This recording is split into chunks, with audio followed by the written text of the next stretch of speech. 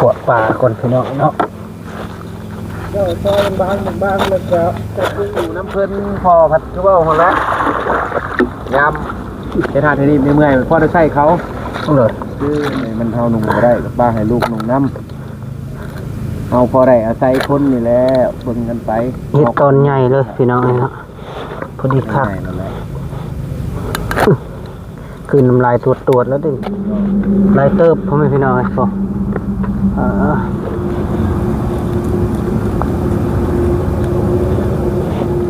ใส่น้อยเสพน้อยใส่ลายแซบลายกินปึ๊บ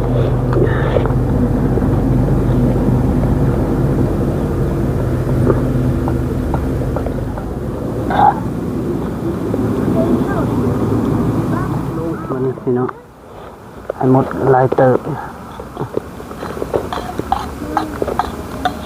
กูใส่เบิร์ดได้พอแล้วโอเคไปใส่เอามาสิเด็ดนี่แบบบ่มีมีดเลยโอ้บางนี้แหละยุบ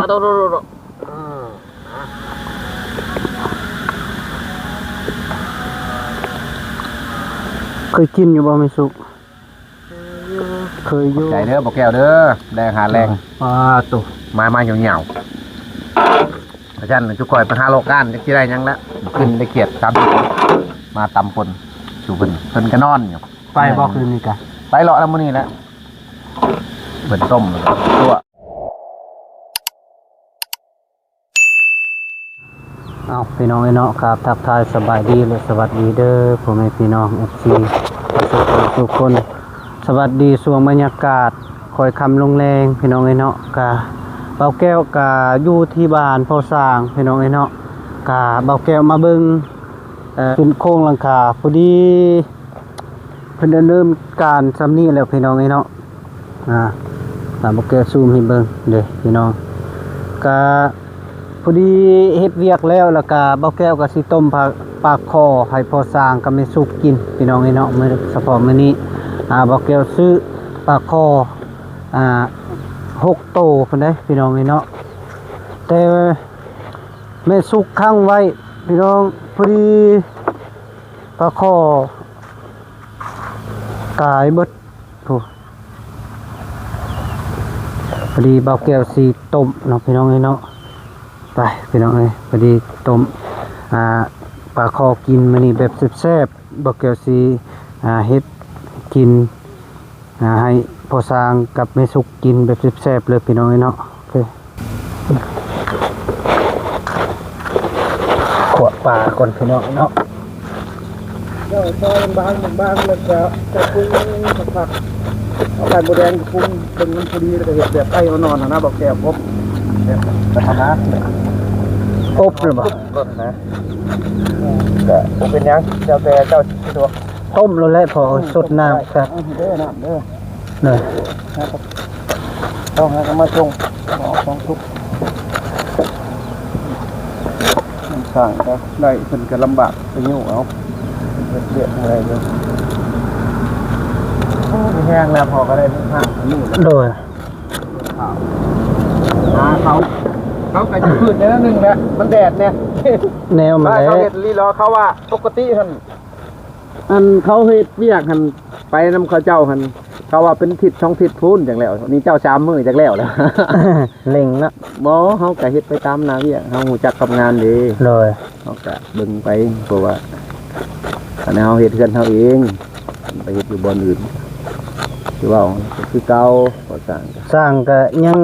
บ่ชำนาญปานใดยิกๆยักๆอยู่จ้าบ่เราบ่เคยดีเด้ก่อหันก่อนี่ก็เห็นว่าเราเฮ็ดดื้อเฮ็ดอีกเรื่องเถื่อเห็นก็สร้างมาแล้วก็เบิ่งก็สร้างอะไรอยู่แล้วย่านเฮ็ดผิดนะแม่นเบิ่งคนก็ฮู้อยู่เพิ่นก็คือผู้นั่นก็เราก็มาขอเฮ็ดงานก็คือว่าหั่นแหละผู้ใดมาใหม่นี่พ่อโอ้คนนี้บรรณกรนี่แหละเคยนากรนี้มาขอเฮ็ดงานนำเพราะว่า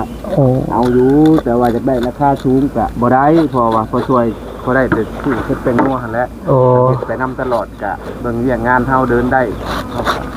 สิแดงให้เพิ่นตื้มอีกแนวมาแล้วซำใดเฮามี เฮาปรึกษากันกับเมียทำมา2 คนเดือนสายผ้าเฮาก็บืนมาหลายเดือนแล้วนะ เลย แก้วเว้ยเดี๋ยวเพิ่นบืนเรียกบืนงานหั่นนะบัดนี้นะเฮาก็จงเฮือจงแห้งแน่อันหนึ่งอันสองมาเฮาก็เสือแห้งมันก็จะลงแน่เลยว่าเอากำลังมาช่วย เลย มันก็เฮ็ดน้ำโอ้ก็ว่าคักแล้วครับ เพาะข้างน้ำไว้ใส่ในจักหน่อย เอาแบบ เอาหัวสิไข่ลง เลย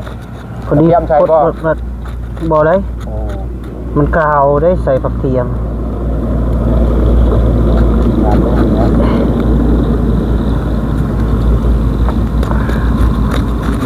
ต้มเบิดแล้วเนาะ ทำนี่พ่อวะพ่ออะไรเนาะ เติมอีกหน่อยหนึงต้มเบิดเลยเนาะพอเนาะเอาไว้บ่ได้เด้นี่แหละมันตายเบิดเลย ตักแล้วนี่ได้เพิ่นไปเฮ็ดกินกันบ่เคยนะอันจักเชือครับเพิ่นจับเลยตายเลยได้ เจ้ามาบนทันสุดก่อนนั่นครั้งเป็ดไปปล่อยชื่อมาเพราะนั้นส้มซื้อมาเป็ดปล่อยมาเด้อว่ะปล่อยเลยปล่อยบ่เห็นเลย โอ้ยพดเป็ด5 โตพุ่น ไปเลย ไปบ่ได้น้อยเด้เป็ดใหญ่เด้จนพ่ออันว่าขอโทษนำจะพ่อกินนั่นแหละบัดนี้พ่อมาครั้งนี่เฮ็ดไข่ช่องแม่ยังอยู่แม่นึงบ่ทันได้ไข่ ใส่น้ำนะพ่อ ด้านล่างบ่ เราบ่ได้เอามา ต้นเดียว เลย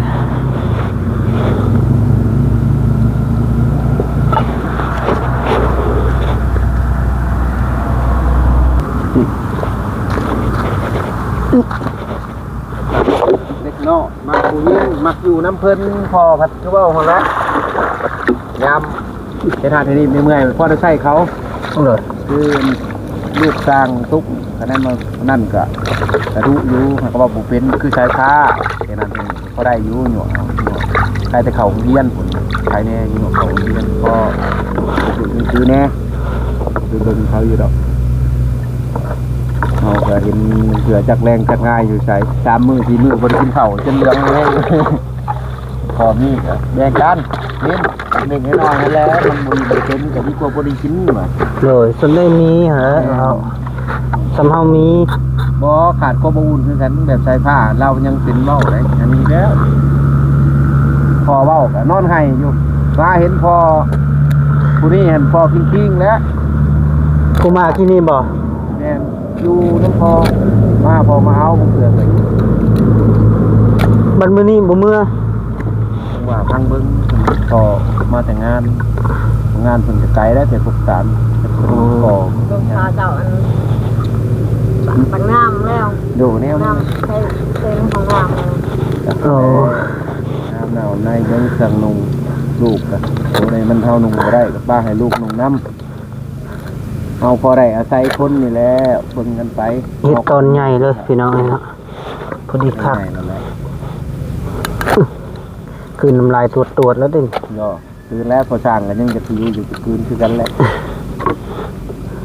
เวลาได้บ้างตอนนั้นน่ะมัน เอาไปรอเอาอยู่นึงอยู่รอมาอีกนิดนึงให้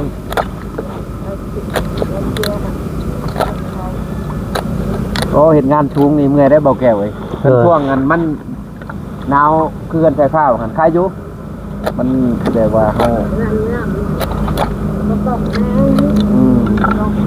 ตกแน่แม่นเลยครับพ่อ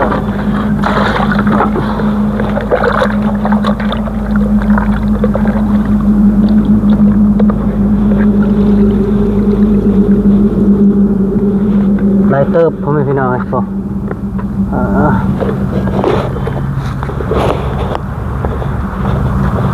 ถ้าน้ำพุดก่อน มีบ่ นี่อยู่ ถ้ามีเอามาเลย ว่าสิใครเนี่ยแหละ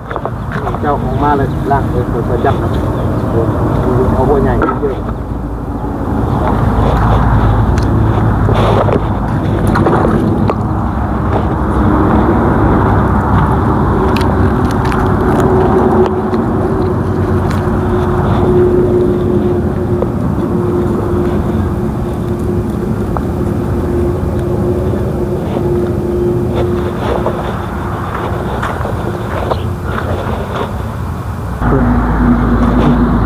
น้ำพดแล้วพี่น้องนี่นะ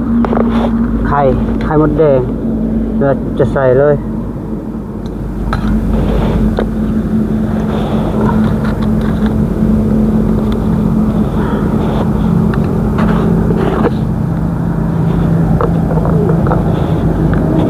นัวก่อน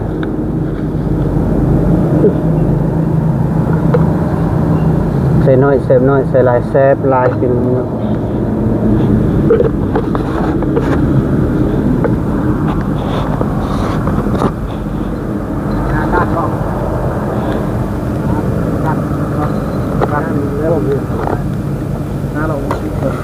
นี่จะแถวไหนตก ไปเรื่อยๆไปบ่ เราได้ไม่จูเองเราได้ไม่จู จับขาก็ขาเนาะ ใช่ป่ะไปการแม่นอยู่เราก่อน มีลายบ่แม่งขนุน รอบด้านเดี๋ยวก่อน คือดีละ นู้นจัดแล้วยังเสือตัวเก่าอยู่เสือตัวใหม่ได้บ่เลยโอ้ทำไม่ได้เจ้าก็ได้กินแล้วแหละห้านจะเปิดหรือว่าพวกแก้วยังก็ ก็ผดบดทานได้ ห้านจะขายเสื้อนะ ยังกำลัง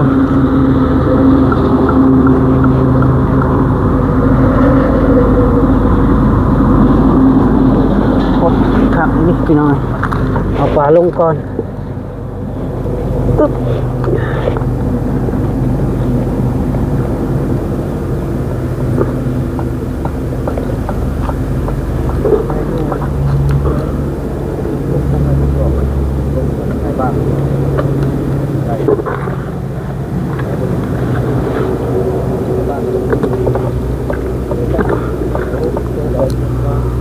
พอแล้วบ่เอาลายนะแม่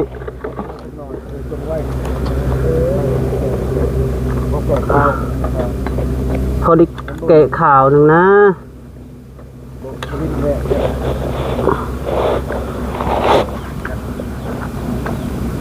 มา ท โอเคตึ๊บใส่หัวขานำพี่น้องนี่เนาะมันจึงแซ่บหอมแน่นใส่ปลาเดะบันนี้พี่น้องนี่เนาะ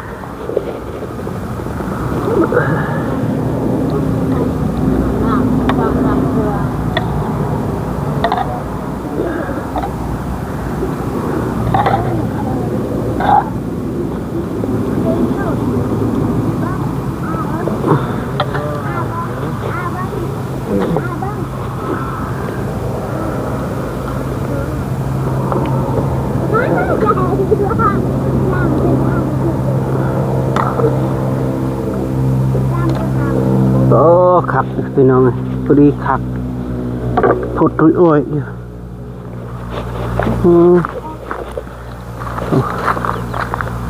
ผดบด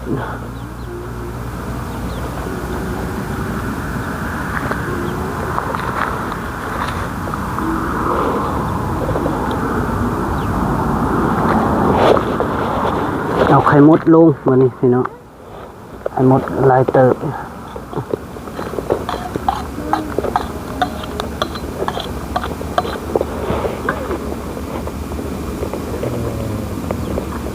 พอบ่ได้ใส่ส้มบ่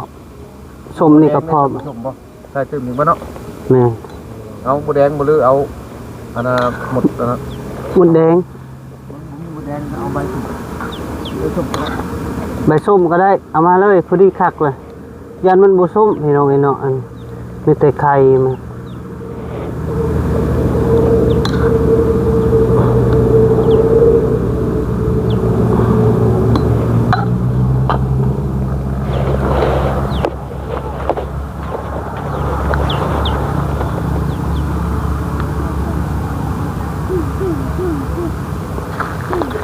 อ๋อโตหน้าตาจะเป็นแบบนี้เลยพี่น้องไอ้เนาะคักทีนี้กินตอนยามแรงพี่น้องไอ้เนาะแซ่บๆมาเด้อพี่น้องเด้อกินน้ำกันกับบ่าวแก้วพอสางไม่สุกเนาะบ่าวแก้วต้มปลาคอให้เพิ่นกินมื้อนี้กะเงินที่พอฮักอยู่ที่อยู่ต่างประเทศเนาะเพิ่นฝากมาแล้วก็จำนวน500,000พี่น้องเนาะก็เบาเกี่ยวก็ยอมซื้อเนาะพี่น้องเนาะพอได้ตอนเวลา พอสร้างเพิ่นเฮ็ดเวียกไม่เมื่อยแล้วก็บ่แก้วก็ซื้อแบบแนวกินแซ่บๆมาให้เพิ่นกินเนาะก็ซื้อเอ็มลอกเอ็มน้อยมาตอนเนาะพอได้เรามีแฮงเฮ็ดงานเนาะพี่น้องตอนนี้เราก็แฮงดำเนินการเฮ็ดเทือนลาวเองเนาะพี่น้องเนาะขึ้นโครงหลังคาแล้วก็ยังอีกครึ่งหนึงมื้ออื่นเสือแล้วเนาะพี่น้องต้มปลาให้เพิ่นกินคือบ่ใส่เบิดได้พอแล้วโอเคเป็นตัวบึกนี่เนาะเนาะรวก ตัวกันเนาะเอาไว้ก่อนกันบ่ส้มใส่ไม้ก็ โอ้ตัวนี้คะแนนเฮา เบื่อบ่จักใบนี่พอ ว้ายเบื่อติสมโมงเด้ยำกินก็ได้แล้วสมได้นี่นะใส่เมียนบ่เพาะผักบัวซิมก่อนแล้วผักบัวขึ้นแก้วตุกแห้งเลยโอ้สมแหงได้นี่พอดีเลยดีป่ะพอดีจวดจัดแซ่บแล้วมาเติมเกลืออีกน้อยมันโผล่มาบ่ฮู้จักบนพออยู่นี่คือว่าสายไฟขนทางนี่อยู่ในทางแวนทางงัดสิมั่งแม่นบ่เนาะแวนตรงยางบ่ได้เข้ารักนี่เลยบ่ได้คิดได้ว่าสิขอบทางสายไฟโอ้คักเลยมันใส่ผักบัวนะพ่อมาไก่ละเด้อพี่น้องเด้อสุกละเด้นี่โอ้น้ำรวงคือดีแซ่บ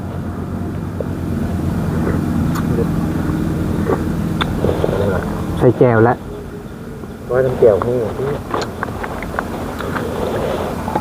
เอาเลยเติมเกลือตลอดพอดีแล้วมันสิเค็มในพอเอาแล้วเค็มกับ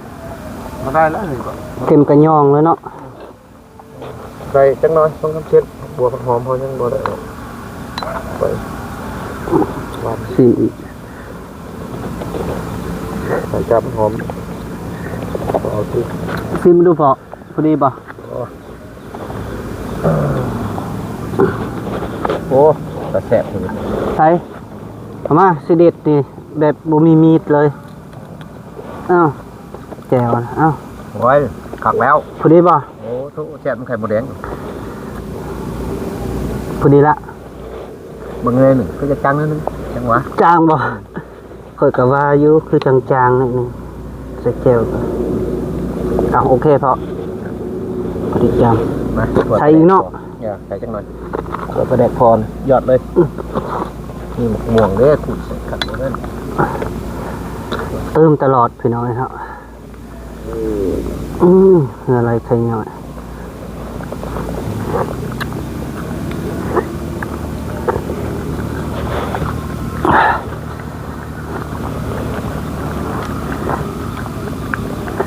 โบแมนซีมแล้วเด้อนี่กินแล้วได้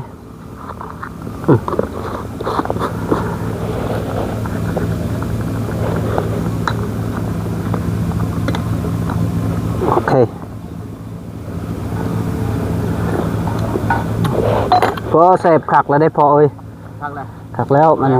โอ้ยเอาปุ้งมันนี่พอบนได้ลุยเลยได้นี่เดี๋ยวนี้ละพ่อก็กำลังปรุงพี่น้องเนาะพอตัวคักเนาะโอ้ตัวอุ้ยเบิ่งหน้าตาเฮืองห้อยๆอยู่โอ้บางนี้แหละยุบมาบอลได้พอบอลที่อยู่พุ่นนะบ่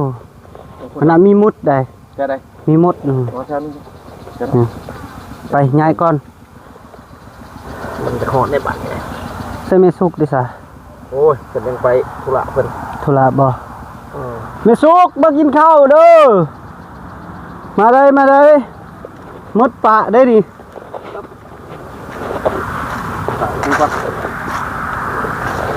โอ้คักล่ะพี่น้อยเนาะอาหารยามแรง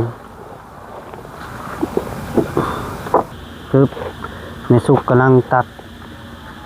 ต้มปลาพี่น้อยเนาะเอาตักไปนี่ จับไข่แบบจะนั่งลง ก็เป็นตาแซ่บแท้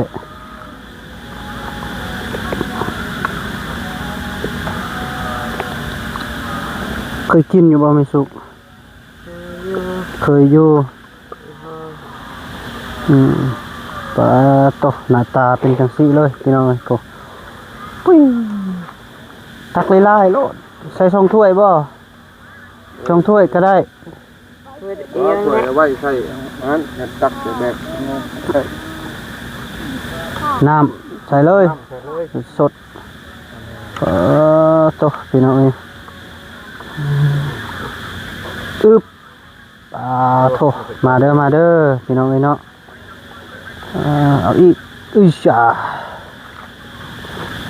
มาเข้ามา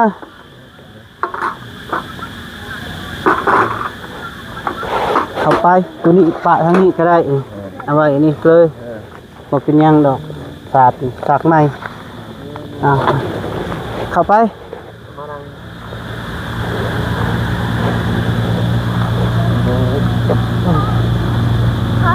มาเข้ามา2คนนะมากินข้าวนำกัน มากินข้าวนำกันลูกมาอยู่น้ำแม่เจ้าตักน้ำเด้อมามานะค่อยบ่วงอยู่นั่นแหละของอัน มาเด้อแล้วม่วงมันส่งมา เอาดิ ถูกสวัสดีครับสบายดีเด้อพี่น้องมาเด้อพ่อแม่พี่น้องมื้อสุขคนพอดีมืดค่ำลุงแรงพี่น้องเอ้ยเนาะพอดีรับประทานอาหารแบบแซ่บๆเลยต้มปลาข้อพี่น้องเอ้ยเนาะได้บ่ต้มปลาข้อสู่พอสร้างก็ไม่สุกกินแบบแซ่บๆเลย สวยมาลูก พูดมาปีมาพูดมันเดือดเค็มเดือดลงนั่งลง นั่งลงพี่นายคุณสบดีทั้งก่อนป้องไหวดีนี่จังสบดี เลย สบดีกันจังเลย ลูก ส จัง บาย ทุ ดี กชมซื้อลูกจังทุกนะอยู่น้ำไม่ทุกนี่พี่น้องก็สร้างไปหาเงินได้ โอเคนะ ค่านี่ใช่แล้วได้แล้วนะ เกิดสิแล้วก็เจ้าไปเฮ็ดงานอยู่ไสเจ้า เฮ็ดอยู่กลาง โอ้ ไปเราไปน้ำยางนี่แหละ โตติเก่าน่ะไปเฮ็ดเวียกนำกัน เลิกงานเลยมาซอย โดย เลยมาซอย เอาลงมือเลย มาทุกเอ้ย ว่าเพิ่นละสิมา โอ้ยมาแม่ มาแม่ จะไปไล่งัวกับงัวเขามากินน้ำบ่หรือว่ากินข้าว มาเด้อพี่น้องเด้อ เบิ้ลแล้ว โอ้ โอ้ยมากินไหน เอาจัดเองเลย กินเนาะแบบแซ่บๆได้ดีนะ จ้า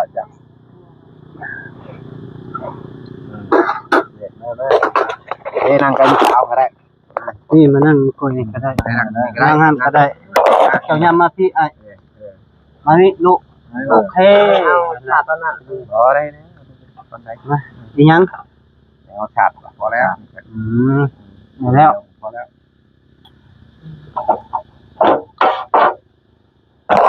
ขึ้นนั่นก็ยุ่งว่าฝนตก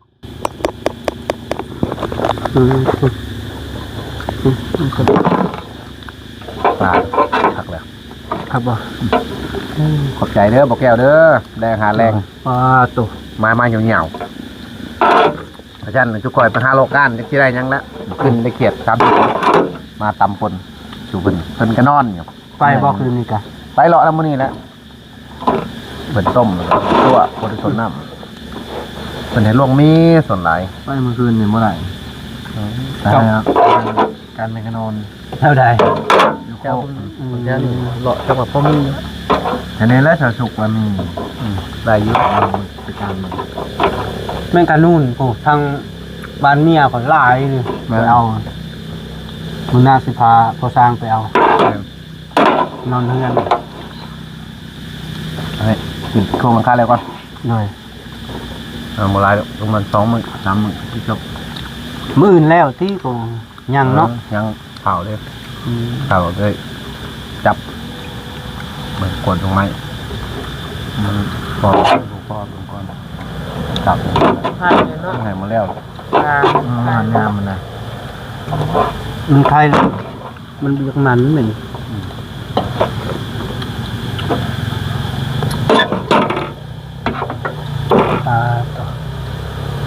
เจ้าได้เข้าโรงเรียนแล้วมาอยู่น้ำไม่ชุบไม่ได้เข้าโรงเรียนแล้วมาเข้าโรงเรียนเอ้าเป็นเพียงเป็นหมู่เนาะเห็นบอกเรามีลูกเราจะได้ลูกเจ้าใหญ่นะคันนี้ได้ใช้รถเห็นมันนี่ได้สูบน้ำพอสร้างครับ มาอยู่บ่อน้ำมันทุกอ่ะโอ้ นี่ต้องพ่อแล้วพ่อกับผู้เดียวนี่ พ่อกับผู้เดียว เนี่ยมาหัวใจจับเมียกับผู้นี่ เมียบ่มีโทษด้วยนี่อ๋อสู้ๆไปหาเงินในลายจังแต่งเอา เนี่ยมันกล้าบกลุ่มเขาเลยกันเอาไปอยู่ไปก่อน เดือนเท่าไรจะไปเฮ็ดงาน เนี่ยคือกันกับมาสร้างกันแล้วในสร้างในเห็ดแล้วแล้วก็ตามเขาให้แบบหน่อยค่าหนึ่งแบบอันนั้นได้เห็ดเยื่อนมันเนี่ยเขาจะไล่ได้แบบตามขั้นตอนมันนะแต่ว่าก็ยังบุกเก่งเป็นลูกน้องเขาพอแล้วสมมติว่าเงิน1-2 หมื่นเขาให้ทำได้เงาหนะความหมายคน คันสมมุติว่าเจ้าเฮ็ดเป็นคือผู้สร้างนี่ก็คันมีงานจะให้เจะไปเฮ็ดอ่ะนะคือเราไป นอน ก็ เป็นลูกน้องเป็นกรรมการ กับประมูลเอาแล้วเท่าใดก็ ผสมที่หมอกที่มังแล้วน่ะมาเป็นในหน้า อืม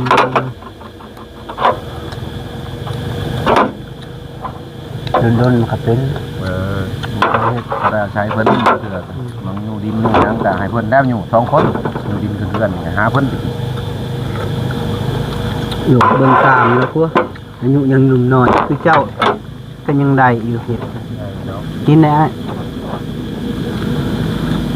มัน30 ปลายบ่ตอนนั้นแหละ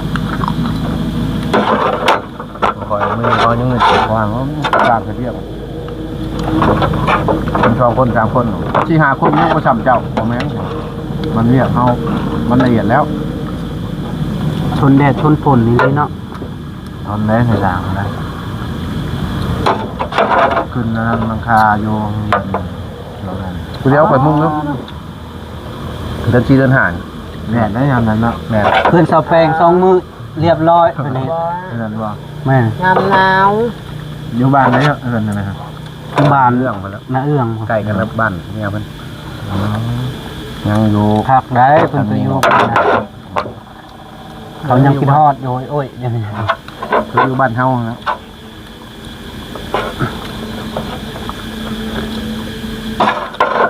มาอยู่แบบว่าความทุกข์เป็นกระทุกโลกกระทุกนะมาพอกันแล้วมันก็พออยู่ ก็กระทุกข์คือกันนั่นแหละเด็กกูเดินสายนี่กับ งานจะเบาฮะ มอดนี่กับบืนไปเลย มีตัวอย่างคาร์บอรี่บนเตียงเธอค่ำเนาะฝนตกลิ้นแมงคืออันนั่นนี่ฝนก็ยังไปบืนไป มีหันมีนี่ฝนก็ยังไปช่วยได้ทำนั่น ไปแล้ว ใจมาก พันผู้ใหญ่เพิ่นสวยเพิ่นนั้นต้องรีบไป ขึ้นมาได้ ไกลก็ไป จะบริจาคหยาดแยงก็เน้นใช่บริหารบัตรกิจนี่ให้มันจบ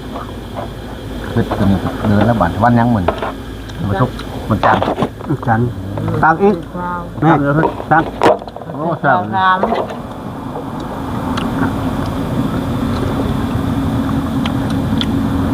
ไข่หมดอยู่พื้นเด้อมันจมเลย